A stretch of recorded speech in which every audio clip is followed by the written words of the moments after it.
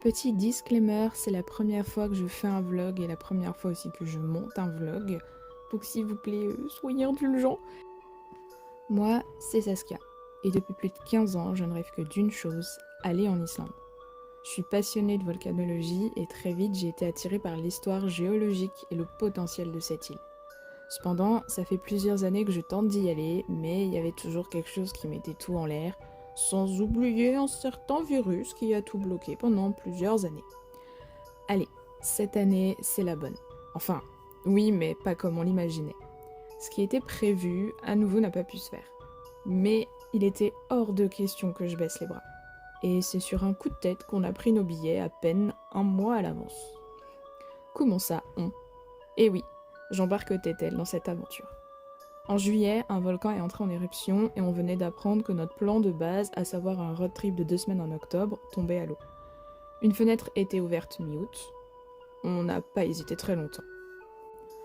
On s'est dit qu'avec un peu de chance, l'éruption serait toujours là. Spoiler alert, non. On a réservé le Airbnb avant même d'avoir les billets d'avion.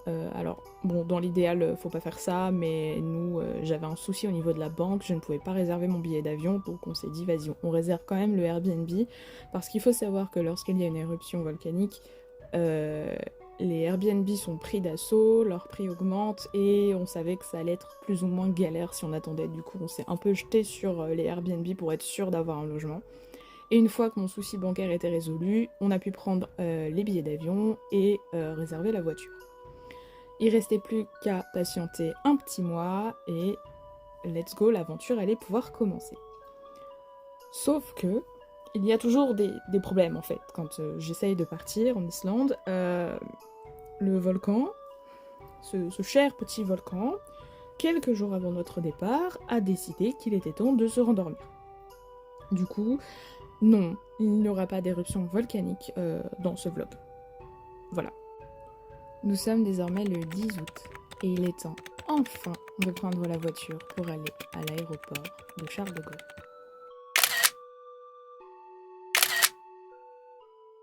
Parlez.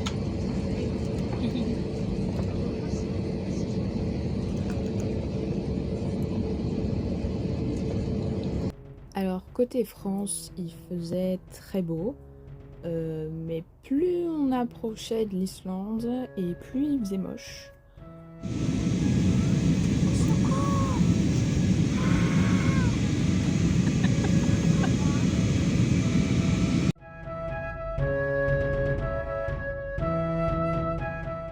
Le vol a duré 3h30 environ, et enfin, après 3h10,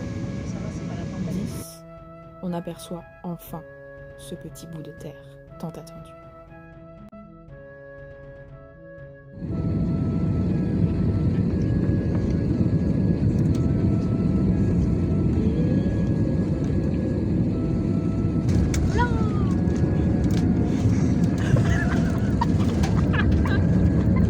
Stabilité zéro.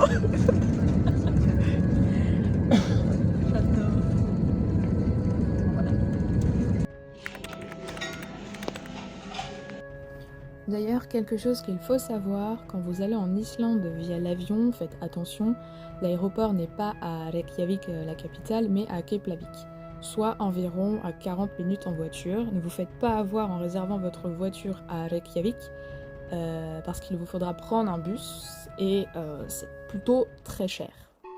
On récupère les valises et direction, on ne sait pas trop où récupérer la voiture, mais nous sommes accueillis par un chemin arc-en-ciel et ça, on aime. D'ailleurs, étant donné que nous étions en pleine période de Pride, il y avait des ballons et drapeaux LGBTQIA+ absolument partout dans l'aéroport. Et c'est la première chose qu'on voit en arrivant au niveau du bâtiment de la location de voiture. Pour les personnes qui se poseraient la question concernant la location de voiture, nous sommes passés par Blue Car Rental. Et tout a été impeccable, on a pu récupérer la voiture très vite alors qu'on était très en avance par rapport à l'heure où on avait réservé la voiture. On a été au guichet, ils nous ont donné nos clés et c'est parti. Nous avons récupéré notre petit bolide et maintenant nous pouvons découvrir l'Islande.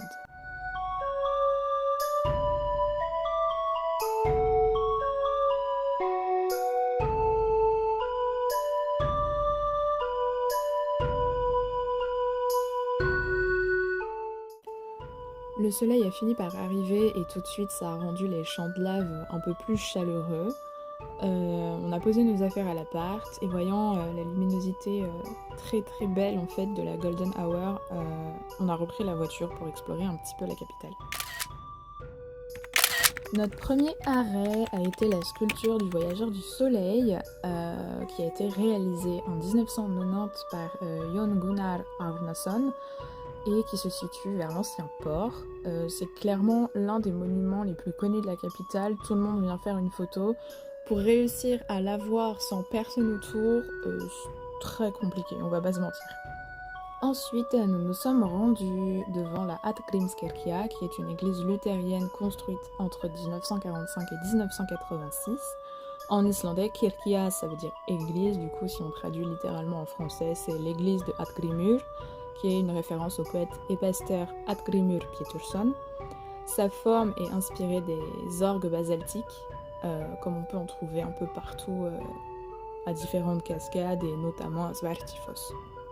Et juste devant l'église, on peut également voir la statue de Leifur Eriksson, donc le fils d'Éric le Rouge, qui a été offerte à l'Islande par les États-Unis. Et Leifur Eriksson est né en 970 et il est le premier en ce qui concerne le continent européen à avoir découvert l'Amérique du Nord. C'est parti pour notre second jour en Islande. On décide de faire le tour de Snæfellsnes, mais avec un petit crochet vers l'est avant. Et comme on peut le voir sur les vidéos, les paysages s'enchaînent et ne se ressemblent pas vraiment, et c'est l'une des caractéristiques que j'adore en Islande. En 5 minutes, tu peux te retrouver face à la mer, 5 minutes après, t'es à nouveau sur un champ de lave. Vraiment, ça change tout le temps et c'est génial. Le premier arrêt de la journée, du coup, c'est afin de voir Rauðafossar et Barnafoss, qui sont deux cascades. En islandais, foss, ça veut dire cascade. Rauðafossar, en français, les cascades de la lave, parce que l'eau parcourt en fait un champ de lave qui s'étend sur plus d'1 kilomètre. Et du coup, c'est une cascade qui n'est pas ultra haute, mais qui est quand même très très large, vraiment qui s'étire et c'est juste magnifique. Et cette cascade se jette dans la Hvítá. En ce qui concerne sa voisine Barnafoss, c'est une histoire bien plus tragique. Et littéralement, ça veut dire la cascade des enfants. Déjà là, on peut tenter de deviner un peu ce qui va pu se passer. À l'origine, il y avait une arche naturelle au-dessus de la cascade. Et le jour de Noël, alors que les parents étaient à la messe, les enfants se sont dit que c'était une bonne idée de jouer sur cette arche, et ce qui devait arriver arriva, ils sont tombés. Et comme on peut le voir sur les vidéos, le courant est assez violent, les enfants se sont noyés, et suite à ça, leur mère a fait détruire l'arche. Retournons à présent sur des choses un peu plus joyeuses. Nous reprenons la route en direction d'un endroit très connu, mais en chemin, on remarque un petit cratère, alors petit vis-à-vis des gigantesques montagnes à côté, mais c'est déjà un cratère qui est bien impressionnant. Il s'agit en réalité d'Eldborg, qui est un cratère de 60 mètres de haut, qui fait environ 200 mètres de large et qui a une profondeur à l'intérieur d'environ 50 mètres. Donc, c'est déjà quand même bien massif. Et sa dernière éruption daterait de 7050 avant Jésus-Christ. À nouveau, les paysages vont s'enchaîner et se transformer au fur et à mesure que nous progressons sur la péninsule. Et parfois, on a l'impression que le GPS va nous emmener au milieu de l'eau.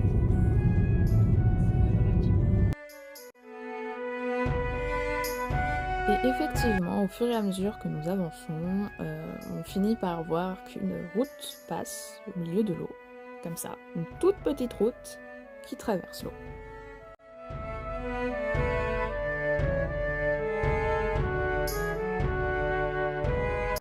Je suis vraiment en admiration devant ces paysages qui sont magnifiques et qui changent en un battement de cils. Des lacs apparaissent, des montagnes disparaissent, et ça c'est tout le long en fait de la route, c'est comme ça. Et on doit à nouveau passer au milieu de l'eau.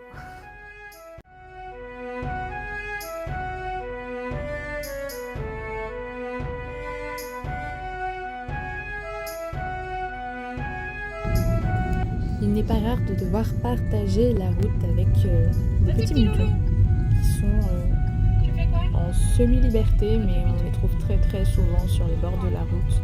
Et il faut quand même faire assez attention parce que parfois ils peuvent traverser et bon. Nous arrivons enfin à un des lieux les plus clichés de l'Islande où tout le monde fait exactement la même photo. Il s'agit de Kirkjufell qui se trouve pas loin de Grundarfjörður. Et voici justement la vidéo cliché par excellence avec les cascades juste devant la montagne.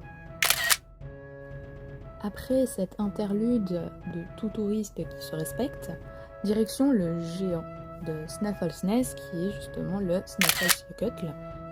Jökull voulant dire glacier, c'est un stratovolcan qui culmine à 1446 mètres, mais on va reparler de lui un petit peu plus tard, car c'est principalement à cause de lui que je suis fascinée par l'Islande.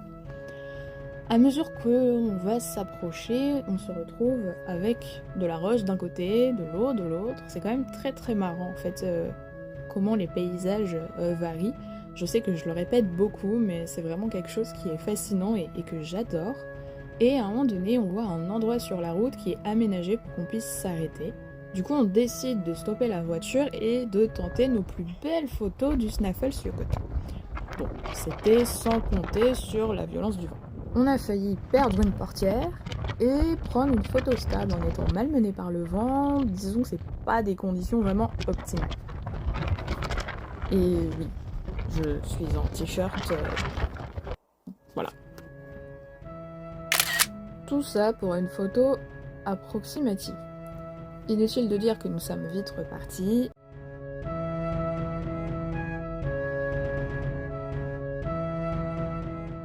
La route, toujours dans notre quête de nous rapprocher de ce fameux glacier/volcan, nous voyons une église dont l'architecture sort de l'ordinaire et une rue arc-en-ciel. Faut savoir que les rues arc-en-ciel en Islande, c'est pas rare d'en voir. Et en regardant sur internet, en fait, nous sommes à Ólafsvík, et du coup il s'agit de la Ólafsvíkurkirkja.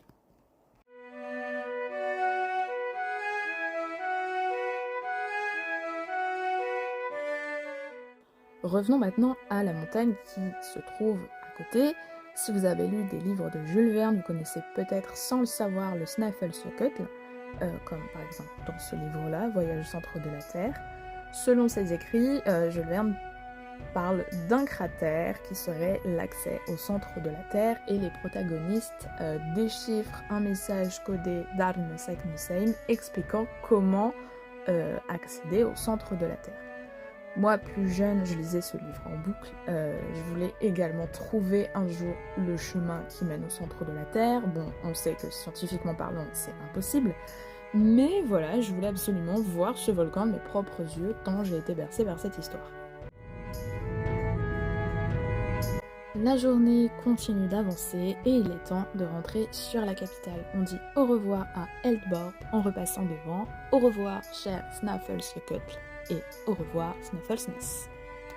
Pour retourner sur Reykjavik, nous sommes obligés de passer par cet interminable tunnel qui en vrai est quand même bien utile. Ça nous évite des kilomètres de détours, vraiment on est content qu'il soit là.